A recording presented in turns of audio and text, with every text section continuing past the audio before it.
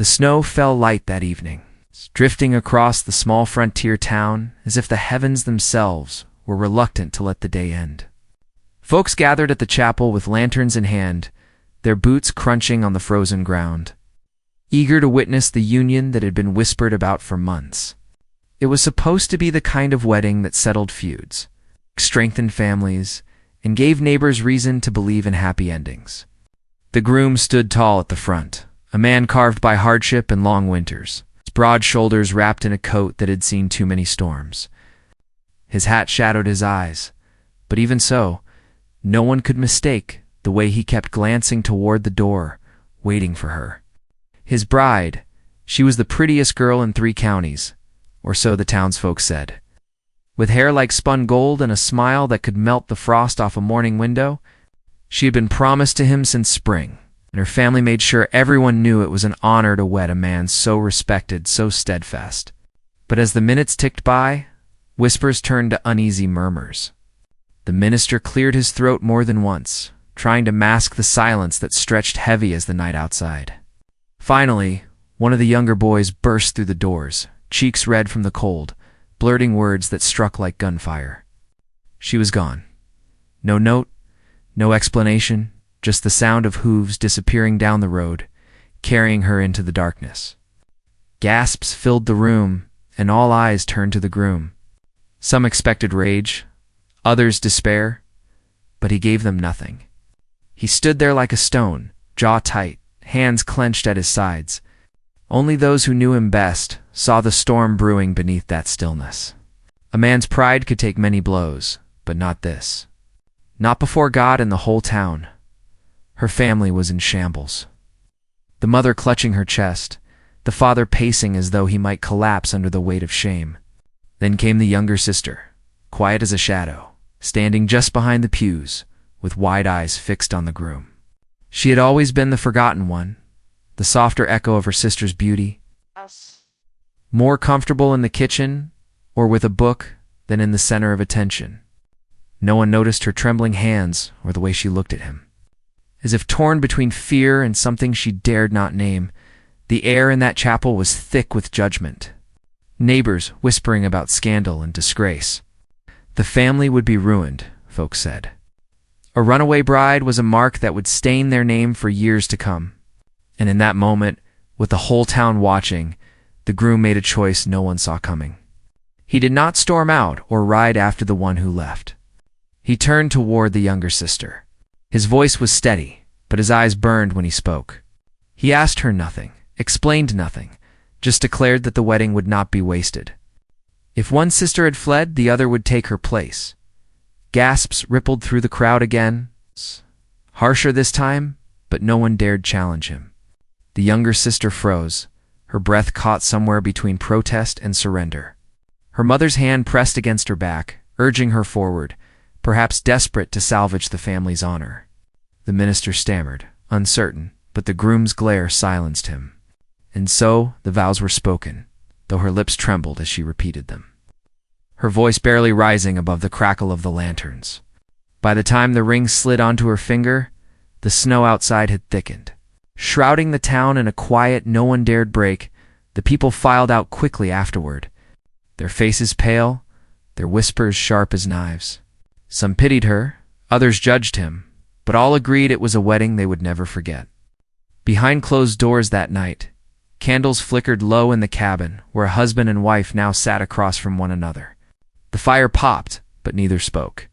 She kept her eyes down, twisting the new ring on her finger, while he studied her in silence, his expression unreadable. The weight of what had happened clung to the walls like smoke, heavy and suffocating. Outside, the wind carried faint echoes of hooves far beyond the ridge, a reminder that somewhere out there the runaway bride rode free. Leaving behind a trail of questions no one could answer, why had she fled? Who waited for her in the shadows? And more haunting still, what kind of bond could grow from a marriage born not of love, but of anger, shame, and the desperate need to save face? The younger sister lifted her eyes at last, and for the first time, their gazes locked. There was no kindness in his stare, but neither was there cruelty. It was something harder to name, something that made her shiver even in the warmth of the fire. The silence between them stretched, thick as the snow outside. And in that moment she knew nothing about her life would ever be the same. The night wore on, but sleep would not come for either of them. He sat by the fire, his mind haunted by betrayal and the sting of humiliation. She lay awake, staring at the rafters, her heart a storm of fear, guilt, and something she dared not confess even to herself. Morning would bring questions from the town, whispers from neighbors, and a future neither of them had chosen. Yet beneath it all, there lingered a truth, both terrifying and undeniable. This was only the beginning. And as the first light of dawn broke over the snow-covered town, the runaway bride was nowhere to be found. And the man who should have been her husband was bound instead to the one she left behind. What that bond would mean, no one yet knew. But deep inside, both of them felt the same unease. As though fate had only just begun to play its cruel hand, the morning after the hasty wedding dawned gray and bitter.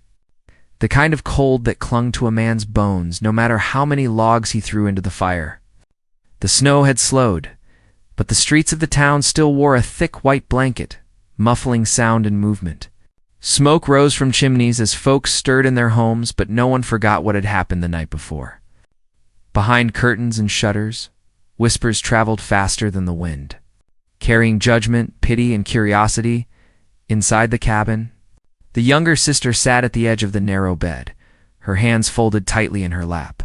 The ring on her finger felt heavy, as though it carried the weight of her sister's absence and the burden of every eye that had witnessed her vows. She had not slept, though her body ached with exhaustion. Every creak of the floorboards reminded her she was no longer a girl in her father's house, but a wife bound to a man she hardly knew. A man whose silence unsettled her more than anger ever could. He had risen early, before the sun, pulling on his coat and boots without a word. She had watched him from the corner of her eye as he moved with steady purpose, like a man who had long ago learned not to waste motion. His face gave nothing away, and when the door shut behind him, she felt both relief and a hollow ache she couldn't name. He had left her there with only the low fire for company, and though she told herself she ought to be grateful for the peace, her thoughts tangled until she wished for anything but silence. The town was already buzzing by the time he strode down the street. Men tipped their hats stiffly, some out of respect, others out of fear. But no one dared speak the words that lingered on every tongue. He had been left humiliated and then forced a marriage on a girl who had not been meant for him. Yet he walked with the same unbending strength he always carried, shoulders squared as though he dared anyone to question his decision. That defiance, that pride, was what had kept him alive through winters and losses. And it was the same that now kept him from crumbling under shame. Back at her family's home, the mother wept quietly into her apron, mourning both the daughter who had fled and the one who had been thrust into a life she had not chosen. The father cursed under his breath, pacing the wooden floorboards as though he could wear a path into them. He was a man whose pride had already seen too many blows, and this was one wound he could not mend. Yet he said nothing of chasing the runaway bride. Whether it was fear, shame, or something darker that kept him still, no one could be sure. As for the runaway herself, her absence grew heavier with each passing hour.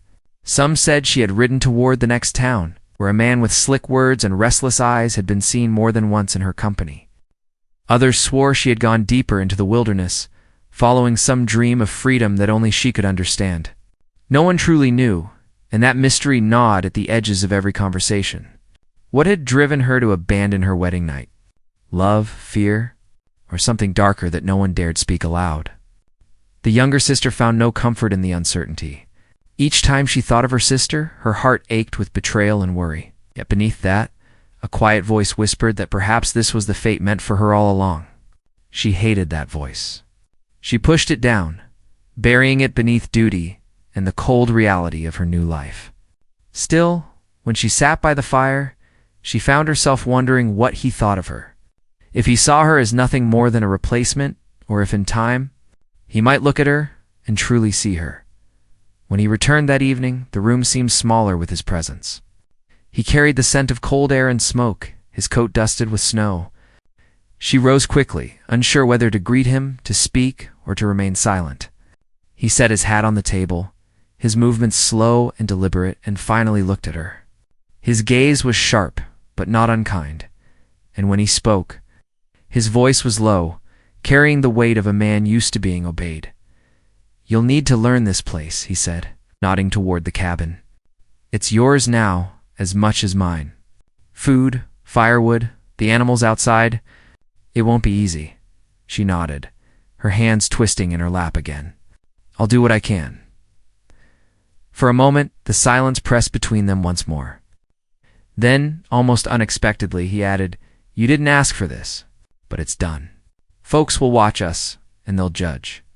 Best we give them nothing more to talk about." His words were practical, yet there was something in his tone she could not quite read. Duty, perhaps, or a hint of the storm still raging beneath his calm surface. She wanted to ask him if he missed her sister, if he hated her for standing in her place. But the questions stayed trapped in her throat. The days that followed moved slow, each one colder than the last.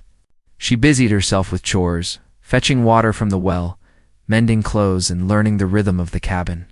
He worked long hours outside, chopping wood, tending to livestock, or riding out into the snowy hills.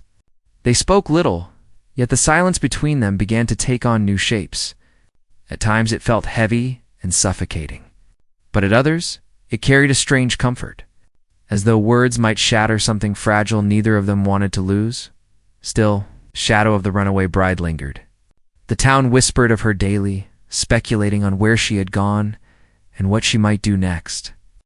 Each time the younger sister heard her name spoken, her chest tightened, as though she bore the weight of both guilt and longing. She could not forget the image of her sister's empty place at the altar, nor the way the townsfolk had stared at her when she was pushed forward. That memory clung to her like a ghost, reminding her that she lived in another's shadow. No matter how hard she tried to step into her own light, and the groom, for all his strength, could not shake the sting of betrayal. At night, when he thought she slept, he would sit by the fire, staring into the flames with a darkness in his eyes that made her shiver. Sometimes his hand would tighten around his glass until she thought it might shatter. He spoke little of the past, but she could see it in him, the wound that had not yet begun to heal. One night, as the wind howled against the walls and the snow piled high outside, he finally spoke words that cut deeper than silence ever could. "She come back," he said, his voice low and certain. "And when she does, there'll be a reckoning." The younger sister's breath caught, her heart thudding in her chest. She wanted to ask what he meant, what reckoning he imagined, but the look in his eyes kept her silent. In that moment, she realized that the storm was not only outside their door, but inside their lives as well, waiting for the moment to break. And though she said nothing, deep in her heart, she wondered if she feared her sister's return more than her absence. For if the runaway bride came back, the fragile thread that held this new life together might unravel, leaving them all exposed to truths they were not ready to face. Winter settled in hard, as if the land itself wanted to trap secrets beneath the snow. The younger sister grew used to the chill of the cabin and the quiet rhythm of her new life. But there was no shaking the weight of what hung between her and the man she now called husband. Each day she carried out her chores, her hands red from the cold water, her back sore from splitting kindling, but her mind wandered in circles. She could never outrun the thought of the sister who had left her behind with this life. A sister whose shadow stretched across every room, every glance, every silence. The townsfolk spoke often, and though she tried not to listen, their voices carried when she went for supplies or fetched water. Some said the runaway bride had been spotted riding toward the mountains, cloaked against the wind. Others whispered she had gone to join a man who had once drifted through town with promises as slippery as his smile. These stories grew with each telling, twisting like vines until no one could tell truth from gossip. Still, the younger sister could not help but wonder if her sister's flight had been planned all along. Was it really fear that had driven her away, or had her heart been given to someone else before the vows were ever spoken? At night, when the fire burned low, she sometimes caught her husband staring at the door as though expecting it to open.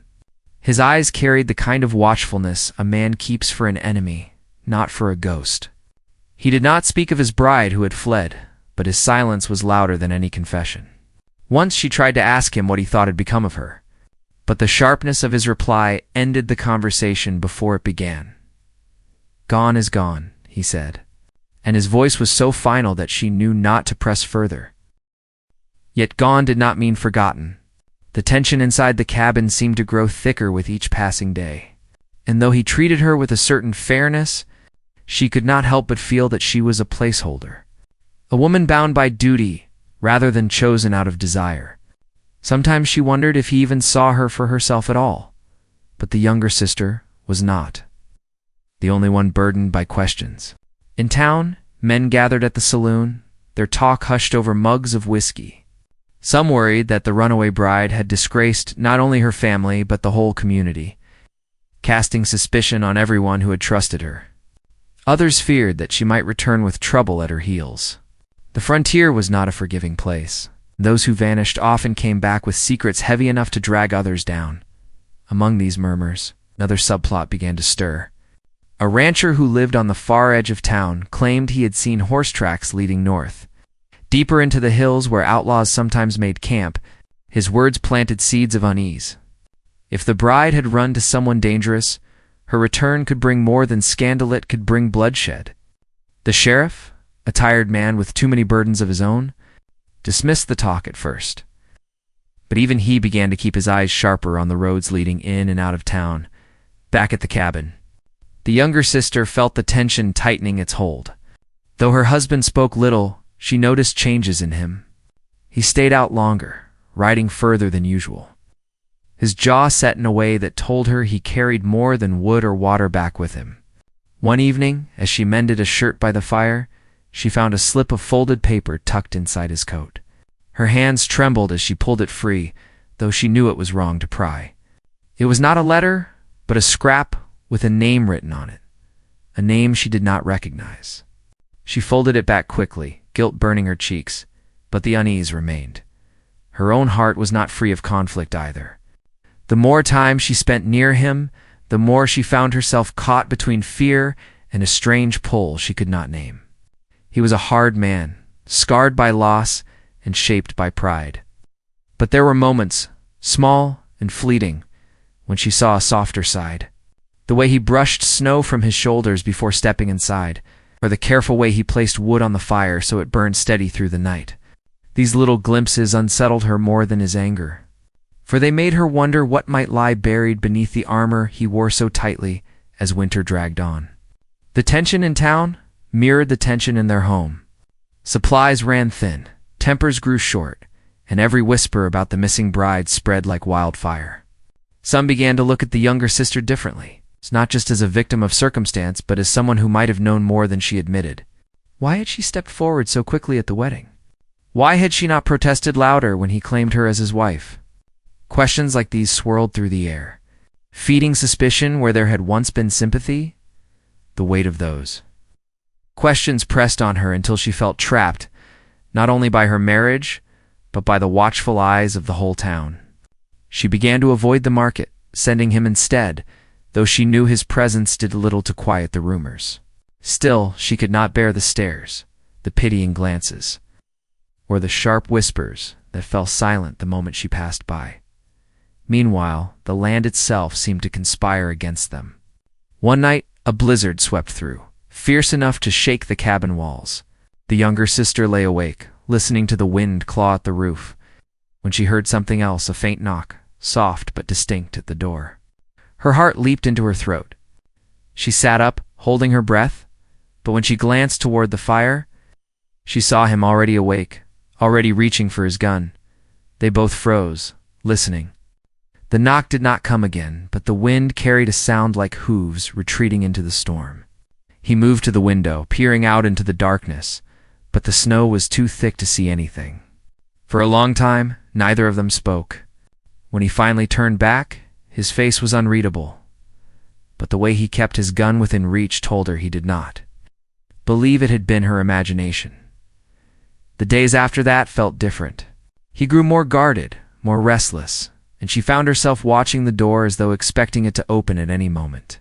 She could not help but wonder if the knock had been her sister, returning in secret, or someone else entirely. Either way, the thought of what might come next kept her awake long into the nights. The younger sister's conflict deepened as she struggled between loyalty to her family and the growing pull of her new role as wife. She wanted to hate him for the way he had taken her without asking, yet she found herself seeking his approval, listening for the small shifts in his tone that told her she had pleased him. It was a dangerous line to walk, and she knew it. For if her sister did return, what place would she have left to stand? The town, the family, the husband, and the missing bride, all threads of the same knot, tightening with each passing day. Secrets pressed in from all sides, and the air itself seemed to carry a warning that the storm was far from over. The younger sister could feel it in her bones, the sense that they were all being led toward something none of them could yet see, something that would demand answers whether they were ready to give them or not. The snow finally began to loosen its grip on the land. But instead of relief, the thaw seemed to bring a new kind of unrest. Paths that had been buried under white drifts now revealed deep ruts and tracks, proof of travelers who had passed unnoticed during the winter storms. Rumors spread again, louder this time, carrying the name of the runaway bride with them. A trader swore he had seen her in a camp not 2 days' ride north, riding with a man who wasn't her husband. Others whispered that she had been hiding closer than anyone guessed, waiting for the right moment to return. The uncertainty gnawed at everyone, and in the cabin it became unbearable. The younger sister tried to keep her mind on her work, but every time the wind rattled the shutters or a rider passed along the road, her breath caught in her chest. She had lived through months of quiet dread, but now that spring threatened, it felt as if something was pressing hard against the walls of her life, straining to break through. Her husband was more restless than ever, leaving before dawn and returning after dark.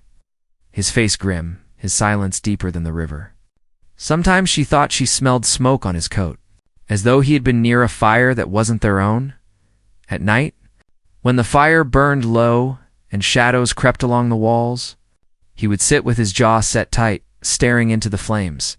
She could feel the distance between them, but she could also sense that he carried a plan. The way his hand lingered on his gun belt, the way his eyes tracked every sound outside the cabin, told her he was waiting for something, or someone. Her own heart wavered with confusion. She'd begun to know him better, the small habits he never thought to hide, the way his voice softened when he was bone-tired, the rough care he gave the animals when the weather bit too hard. He was not cruel, not to her, yet she could not forget how their marriage had begun, born of shame and anger, not love. She feared him, but more than that, she feared the day her sister might return and force them all to face what none dared say aloud. The town was no calmer.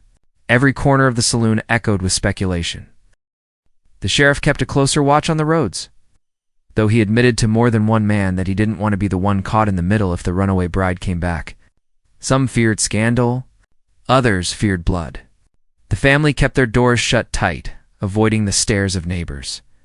And it was said the father had taken to drinking more heavily, his shame eating at him. The mother aged before people's eyes, her hair turning white as she worried over both daughters. It was one evening, when the air was sharp with the smell of thawing earth, that the younger sister overheard something that set her heart racing. She had gone into town for supplies, bracing herself against the usual whispers. When she passed the open door of the blacksmith shop, inside, 2 men spoke in hushed but urgent tones, not noticing her presence. "She'll be back soon," one said. "He knows it. That's why he's riding so far out these days, and when she does," the other asked, "he won't just let it go. A man like him, pride cut deep, he'll make someone pay." Their words struck her harder than the cold ever had. She carried them back with her, heavier than the sack she held in her hands. That night, she could not stop thinking of what they had said. If her sister returned, would her husband truly take vengeance? And if so, on whom? The days stretched taut with suspense. More tracks were found along the ridges, horse prints that did not belong to any local ranchers. A rider was seen watching the town from the tree line before vanishing into the hills.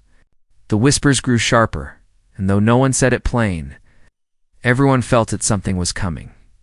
Inside the cabin, the younger sister's fear turned to a strange kind of strength. She began to watch her husband as closely as he watched the horizon. She studied the way he moved, the way he listened, and she realized he was preparing for a storm not of weather, but of people. She longed to ask him what he would do if her sister appeared at their door, but the words never left her lips. She was afraid of the answer. Then came the night when everything seemed to shift. The moon was bright, casting silver over the snow-patched earth, and the wind was still. The younger sister woke to the sound of horses, more than one, moving steady and slow along the road. She sat up, heart pounding, and saw her husband already pulling on his coat, gun in hand. He didn't speak to her, didn't need to.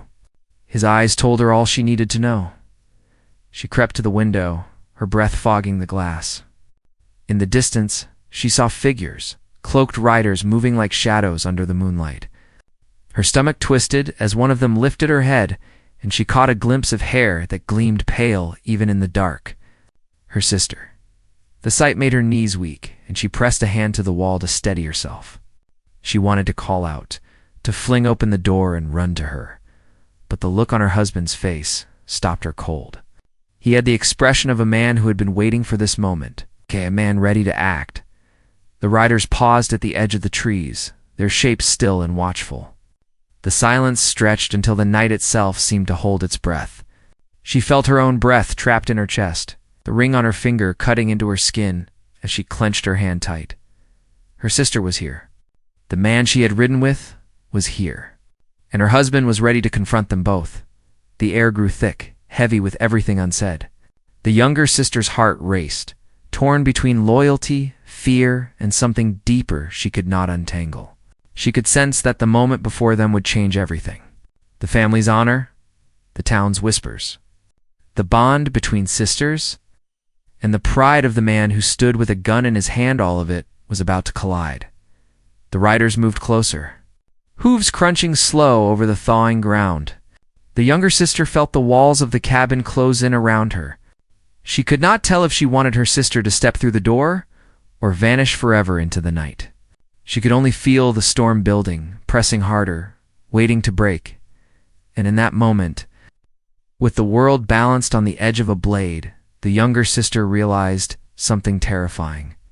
No matter what happened when those riders reached their door, there would be no way back. Whatever choice was made, whatever words were spoken, they would carry the weight of it for the rest of their lives. The knock came again, louder this time, not soft as before, but heavy, certain. Her husband stepped forward, his hand firm on the door. She held her breath, heart pounding, knowing the moment had finally come. The door creaked open under his steady hand, the lantern light spilling out into the cold night. The younger sister stood frozen by the fire, her hands clutched tightly together as the riders shifted in the glow. The first to step forward was the runaway bride, her face pale, her hair tangled by wind and dust, her eyes carrying both defiance and something broken beneath it. Behind her, a man leaned on his horse, sharp-eyed. With a smirk that told of trouble even before he opened his mouth, the silence stretched. Heavy as iron, the husband did not lower his gun, but he did not fire either. His jaw tightened, and his gaze never left the sister who had abandoned him. The younger sister's breath came shallow, torn between relief that her sibling was alive and fear of what her return meant. The runaway bride finally spoke, voice trembling but laced with pride. "I couldn't do it. I couldn't marry you." My heart was already gone to him. She glanced back at the man who stood behind her, his hand resting easy on his belt, his grin daring anyone to challenge him. "I left because I had to choose for myself." The words struck like stones, echoing in the cabin.